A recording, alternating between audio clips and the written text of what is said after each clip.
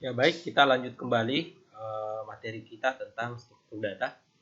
Di video sebelumnya kita sudah mempelajari tentang doubly linked list dan juga singly linked list, termasuk kita sudah mempelajari array. Nah, baik array maupun menggunakan linked list itu sebetulnya kita ingin membuat suatu koleksi data. Ya, kalau menggunakan array berarti kemudian koleksi datanya bisa diakses menggunakan indeks. Kemudian kalau linked list, koleksi datanya menjadi koleksi data yang berantai yang tidak bisa kita akses secara acak ya atau random, tidak seperti di array. Tapi kalau di linked list itu harus diakses secara urut, apakah diakses dari arah depan ataukah diakses dari arah belakang. Nah, di video sebelumnya kita mengimplementasikan doubly linked list. Di sini kita mengimplementasikan dua pointer. Nah, ini adalah struktur dasar penggunaan linked list. Nah, namun di bahasa pemrograman tertentu sebetulnya untuk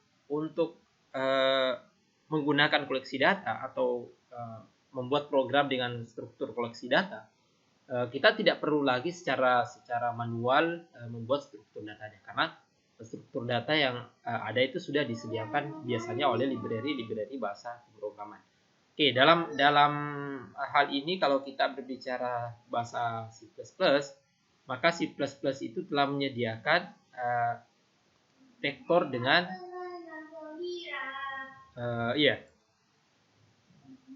vektor dengan list. Jadi ya ini. Jadi bahasa C++ sendiri itu sudah menyediakan struktur vektor dengan list. Nah, ini masuk ke dalam library standar template library dari bahasa C++. Nah, apa perbedaan antara vektor dengan list? Nah, kalau vektor struktur koleksi yang cara kerjanya atau di fondasi strukturnya itu menggunakan array. Ya, karena menggunakan array berarti tentu kelebihannya dia bisa diakses secara acak. Jadi kita bisa dari data, tidak mesti kita mengaksesnya dari data awal atau data pertama, tapi kita bisa langsung ke data yang di tengah. Dengan hanya mengetahui indeks data tersebut, kita sudah bisa mengakses data tersebut. Nah, berbeda misalkan dengan list. Nah, list karena dia struktur dasarnya dibentuk dari linked list, maka sifatnya juga ya sama seperti linked list. Itu hanya bisa diakses secara urut. Nah, ini tetap ada. Kenapa? Karena masing-masing punya kelebihan. Kalau untuk kecepatan kita punya list, kalau untuk akses secara acak kita punya vektor. Nah, sekarang bagaimana mengimplementasikan struktur vektor dengan list? Nah, kita akan perlihatkan. Oke, sebelumnya kita ke sini dulu. Ya, jadi di list sendiri itu ada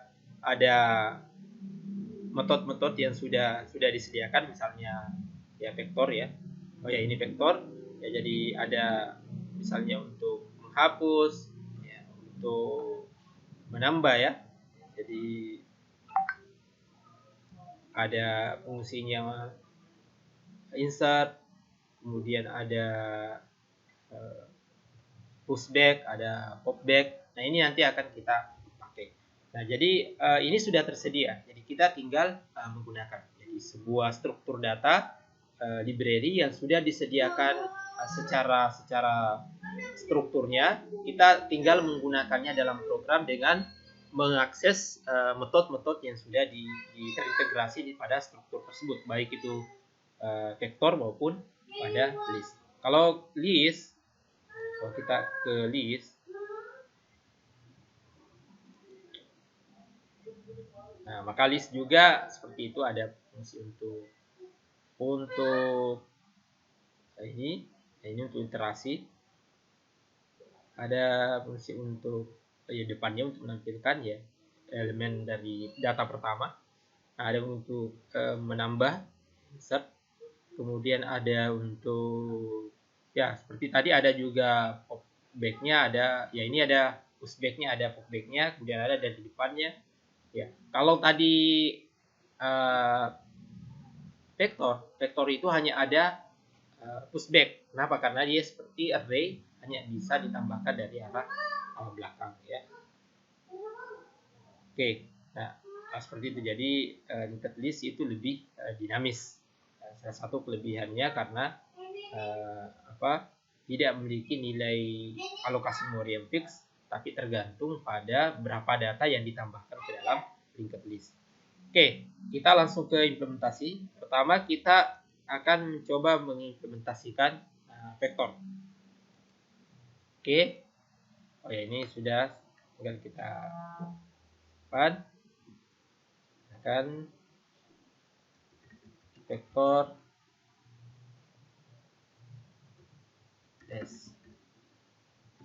plus. Oke, seperti biasa kita harus include untuk input outputnya. Nah, juga kita include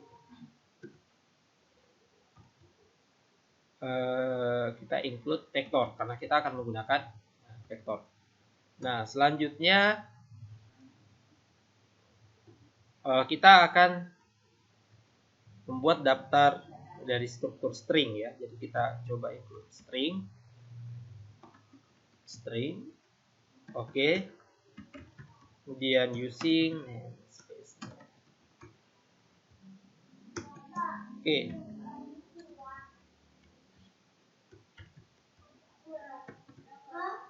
Oke, sekarang kita deklarasikan. Nah, kalau di linked list atau struktur data sebelumnya, kita harus membuat modelnya. Kalau ini tidak perlu, kita tidak perlu membuat modelnya, cukup mendeklarasikan. Cuma dalam deklarasinya kita harus tetap menyatakan tipe data apa yang akan dimasukkan ke dalam vektor. Misalnya kita deklarasikan vektor. Kemudian di sini kita akan membuat daftar nama-nama yang akan disimpan ke dalam vektor. Nah, sekarang karena nama kita akan menggunakan string, kemudian data. Oke. Nah, misalnya kita akan menambahkan data. Nah, di vektor kita pushback. Ya, misalnya data pertama kita tambahkan misalnya nama Wawan. Kemudian kita tambah lagi pushback mulai. Oke, kemudian kita tambah lagi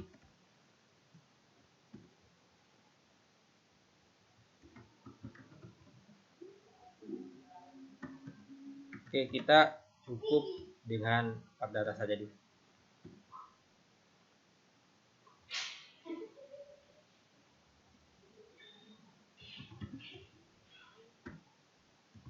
Oke, ini kita sudah menambahkan data. Maka data ini akan terurut ke dalam vektor ini sesuai dengan yang pertama kita masukkan yang Wawan, karena kita tambahkan dari arah belakang. Wawan, Sulaiman, Hendra, dan Musa. Oke, sekarang bagaimana menampilkan data? Nah, ingat menampilkan data di dalam vektor, kita bisa mengaksesnya berdasarkan indeks. Nah, kalau ini data pertama berarti ini indeks ke 0. Ini indeks 1, 2, 3. Jadi kita bisa menampilkan out data dari indeks, misalnya kita indeks 0, data indeks ke 0. Oke.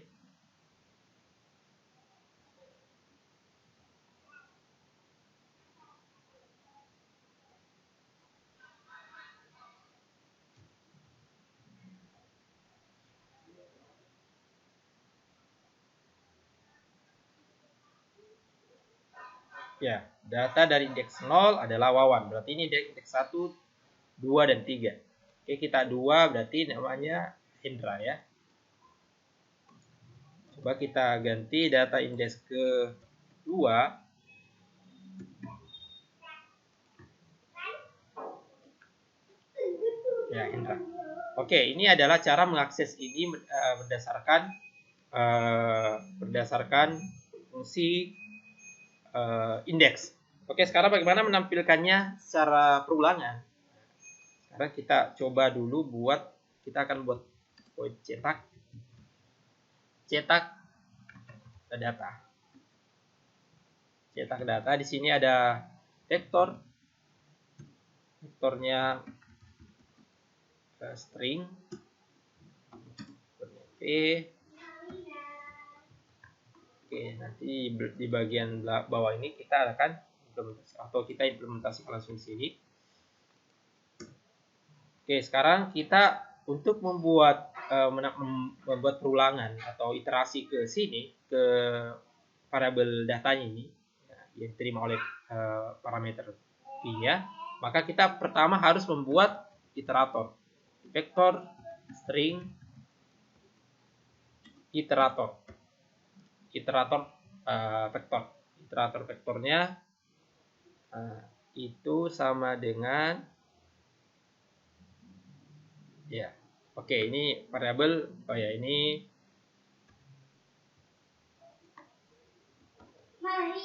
iterator. Ya, iterator. Nah, selanjutnya kita buat perulangan for iterator vektor sama dengan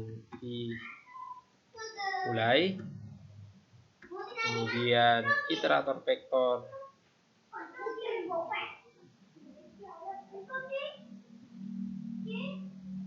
tidak sama dengan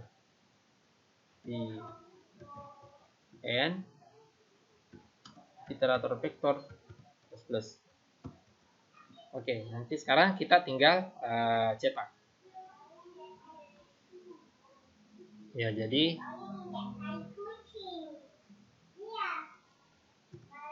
ini kita tampilkan urutan atau data dalam vektor.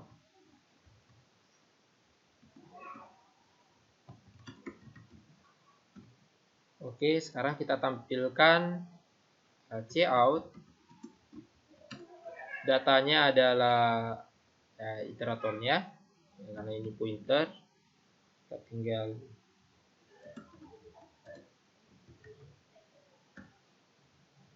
oke. Nah, sekarang kalau sudah, kita kasih pembatas supaya jelas.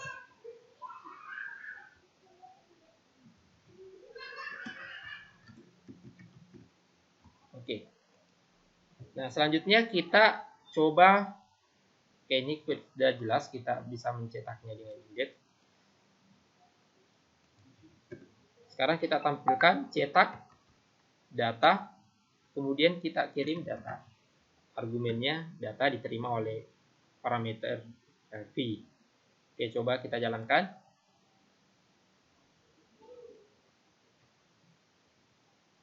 Oke, jadi ini data dalam vektor. Kita ini dulu.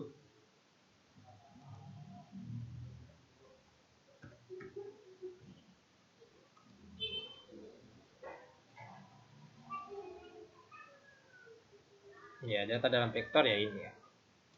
Oke, selanjutnya kita sebelum ke situ kita kasih keterangan cout data awal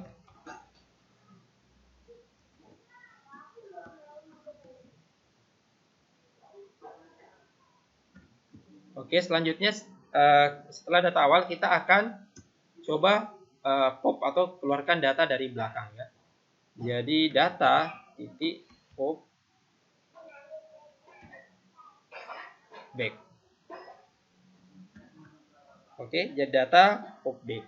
Maka data akan dibuka ya. Karena yang paling belakang itu adalah Musa, maka data di ini akan dibuka. Setelah itu kita cetak kembali data setelah update.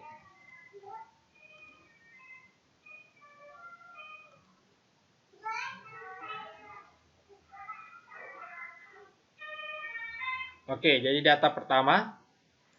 Ini data pertama. Nah, ini diakses dengan indeks.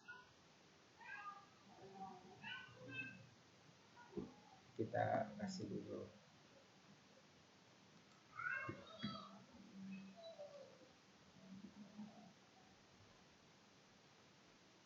Oke.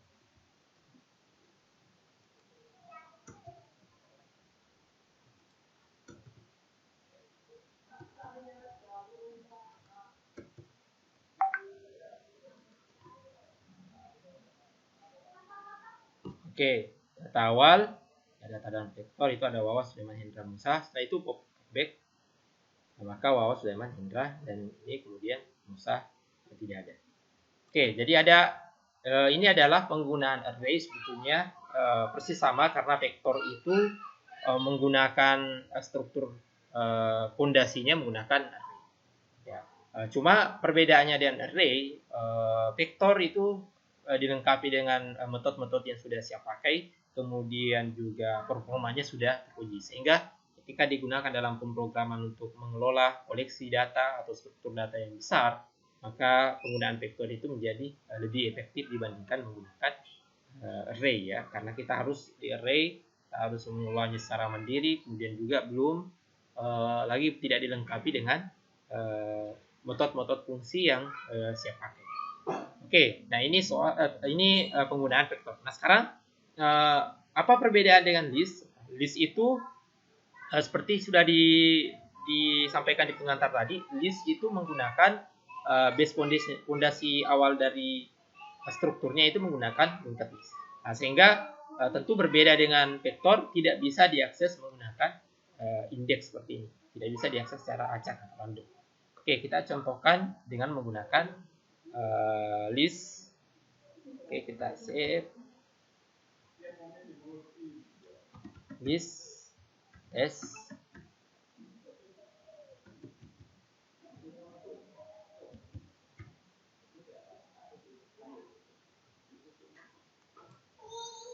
Oke.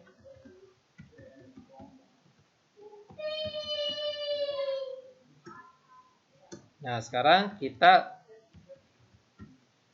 menggunakan list. Oh, tadi kita menggunakan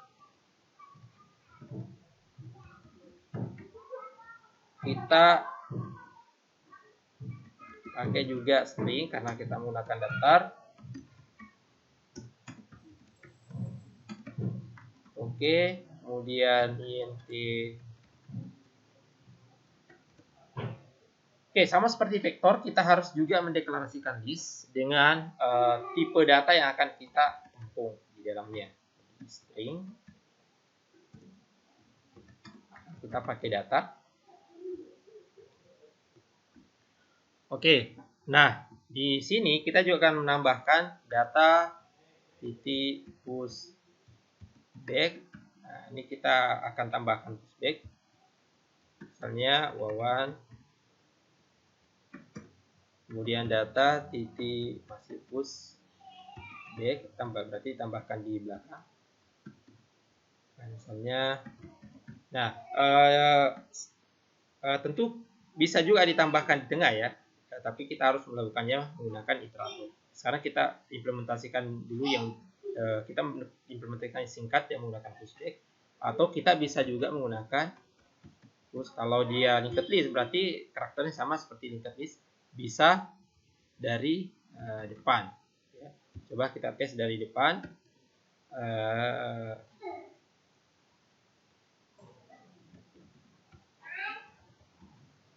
Berarti harusnya nanti ini data pertama ini dari Wawan, dan ini diikuti berikut. Oke, kemudian data push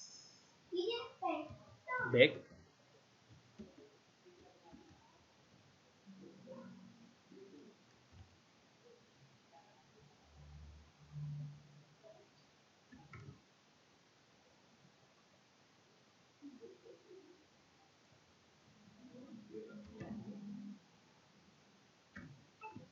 Oke. Nah, selanjutnya kalau kita run, kita coba.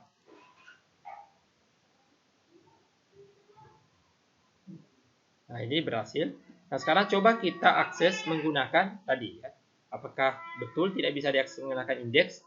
Misalnya cout akses index 0. Oke. Nah, coba kita akses indeksnya, index ke 0.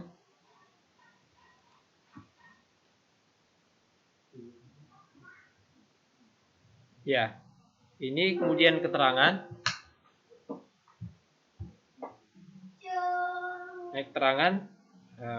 Ini tidak mendukung untuk akses indeks seperti ini, karena ini sekali lagi menggunakan linked list. Oke, selanjutnya kita akan mencetaknya sama seperti tadi. Kita membuat dulu void untuk cetak data. Sekarang sini kita akan menerima list dari string.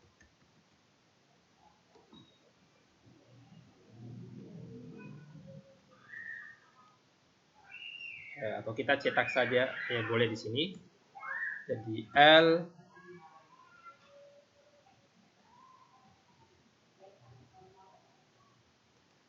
coba kita cetak pakai ini. Nah, sekarang kita buat iteratornya. Jadi list dari string, kemudian iteratornya adalah iterator list TL. Kita ambil dari L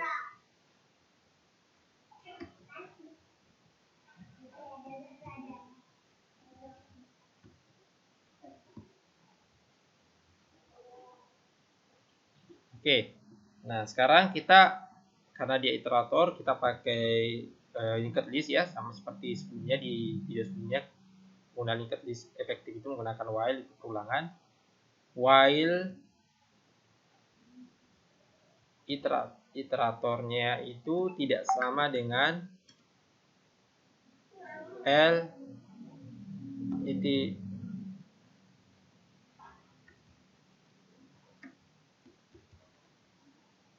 N. Nah, sekarang ini harus di iteratornya itu harus dipastikan sama. Nah, sekarang kita tinggal cetak. Kita tinggal cetak cout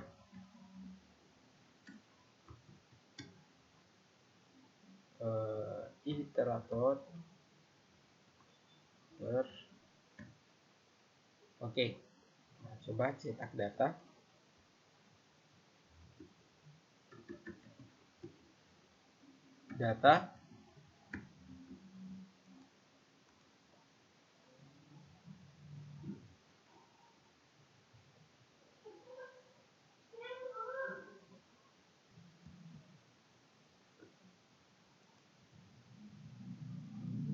Ya, ini errornya karena variabelnya tadi tidak lupa dimasukkan.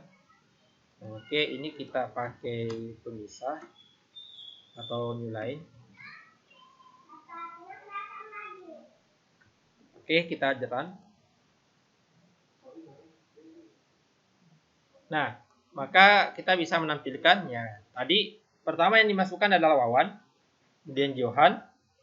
Tapi kemudian ini ada push front dan nama Juniarto, kemudian yang pertama, kemudian push back-nya Windry di sini. Oke.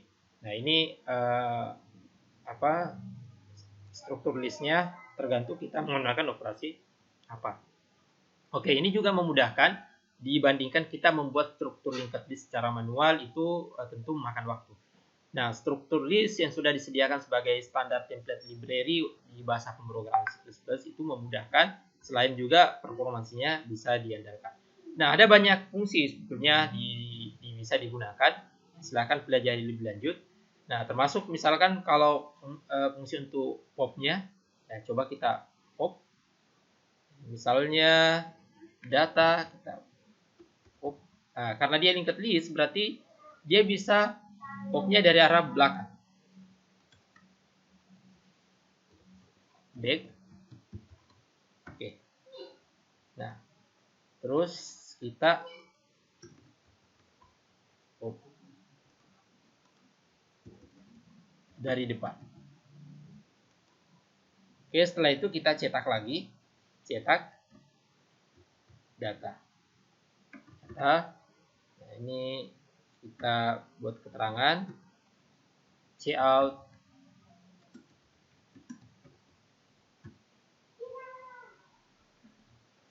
data setelah operasi. Oke.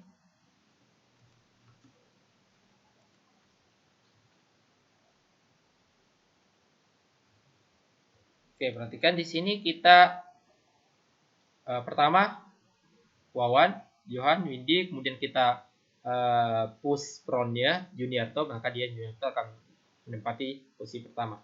Lalu setelah itu kita melakukan operasi popback. Ya, popback itu berarti Windy akan terbuka. Setelah itu pop Pronnya berarti Juniarto akan terbuka. Berarti yang tersisa harusnya Wawan dan Johan. Nah, ini Wawan dan Johan. Ya. Jadi seperti itu. Kemudian penggunaan vektor dengan linked list dengan list. Nah, vektor tadi menggunakan base-nya ada array sehingga bisa kita akses menggunakan index. Kemudian list menggunakan linked list. Nah, kapan ini digunakan yaitu tergantung dari kebutuhan dari pengelolaan data dalam pemrograman yang kita kerjakan.